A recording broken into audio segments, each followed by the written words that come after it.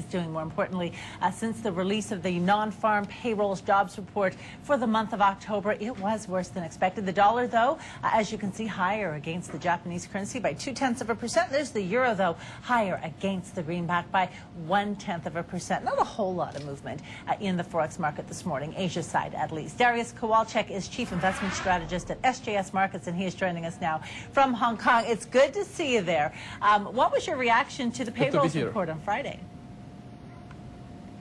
I think the report was really bad, and the market hasn't fully accounted for it.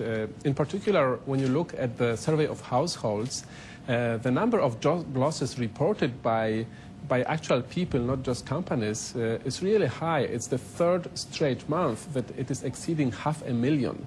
And what really worries me is that there has been a marked deterioration in that number in the late summer, early fall, after a period of improvement that lasted through the spring and early summer.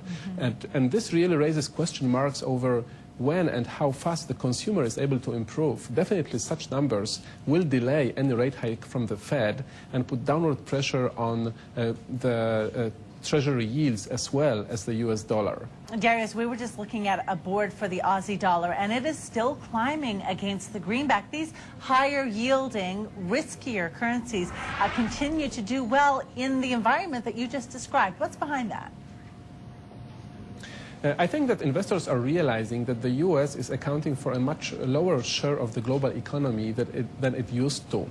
Currently about 23% versus 30% at the start of this decade.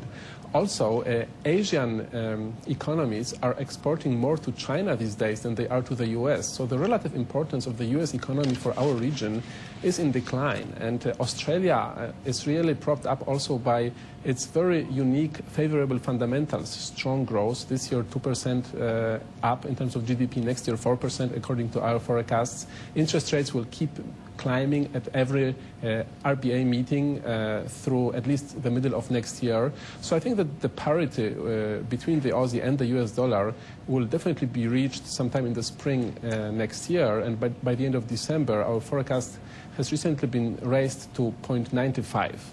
So what's it going to take for a turnaround, a strengthening of the US dollar? Do you see that happening at any point in the foreseeable future? Actually, the sort of scene for a recovery of the greenback is being gradually set, because as long as the Fed comes up and says that they will start raising interest rates in the near to medium term, at that point the greenback will recover. The question is when it is going to happen. I believe that we have to wait for strong Q4 GDP data for the Fed to decide that it's time to begin tightening monetary policy. So there will not be any major recovery in the greenback until, I think, the end of this year, maybe the beginning of next year. But after that, the greenback will lose its funding currency status. The Japanese yen will again have it, and then there will be a major recovery in the value of the dollar. Dariusz, let's talk about what's going to happen this week. We've got the central bank in South Korea meeting. They're due out with the decision. Some think they're going to be the second central bank after the RBA to hike rates. What's your sense?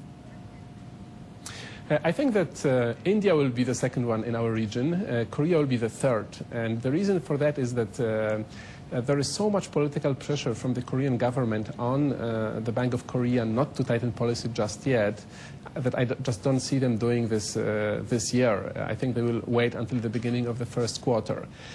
So probably some disappointment among investors who are betting on a hike in Korea. But the market in Asia this week will have a different key focus, which is Chinese data. And Chinese data, I think, will be stronger than expected. And this is likely to provide positive sentiment both for local currencies and local equity markets. Okay, thank you so much for joining us today. That was Dariusz Kowalczyk joining us there. Hey, you're very welcome to talk about currencies. We're going to go for a break here on cash flow. We'll